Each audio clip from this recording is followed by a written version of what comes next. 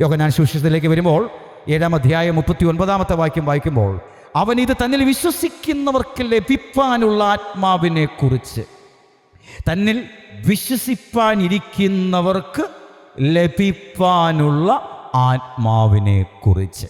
ദൈവത്തിൻ്റെ പരിശുദ്ധാത്മാവ് വേണ്ടതുപോലെ ആ ഉള്ളിൽ വസിക്കുന്നു എന്ന ബോധമില്ലാതെ ആരെങ്കിലും ആയിരിക്കുന്നുവെങ്കിൽ, ദൈവത്തിൻ്റെ ആത്മാവ് എൻ്റെ ഉള്ളിൽ വസിക്കുന്നു എന്ന ബോധം ഇല്ലാതിരിക്കുന്ന ആരെങ്കിലും ഉണ്ടെങ്കിൽ, ആ ആത്മാവിനെ നൽകപ്പെടുന്നത് യേശുവിൽ വിശ്വസിക്കുന്നവർക്കാണ്.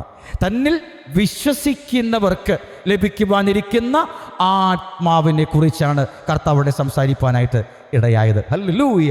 ലൂക്കോസ് 24:49 വായിക്കുമ്പോൾ, എൻ്റെ പിതാവ് വാഗ്ദത്തം ചെയ്തതിനെ ഞാൻ നിങ്ങളുടെ മേൽ അയയ്ക്കും, നിങ്ങളോ ഉയരത്തിൽ നിന്നും ശക്തി ധരിക്കുവോളം നഗരത്തിൽ പാർപ്പീൻ എന്നും അവരോട് പറഞ്ഞു. ഹല്ലേലൂയ.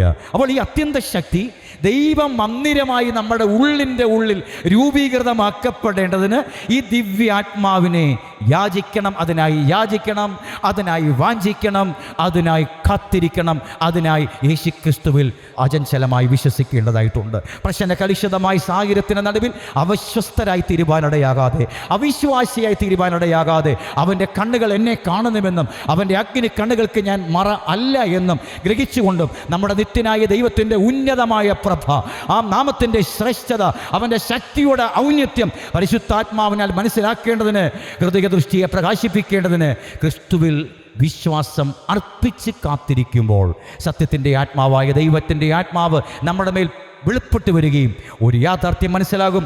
1, ദൈവത്തിൻ്റെ ആത്മാവ് എൻ്റെ ഉള്ളിൽ വസിക്കുന്നു. 2, ഞാൻ ദൈവത്തിൻ്റെ മന്ദിരം ആണ്. അപ്പോൾ ദൈവത്തിൻ്റെ മന്ദിരത്തെ നശിപ്പിക്കാതെയുള്ള ദൈവപ്രസാദിതകരമായ ഒരു ജീവിതത്തെ നമുക്ക് നിലനിർത്തി കൊണ്ടുപോകുവാനായിട്ട് കഴിയും. പുണ്യനാമം വാഴ്ത്തപ്പെടുമാറാകട്ടെ. ഹല്ലേലൂയ. ജീസസ്.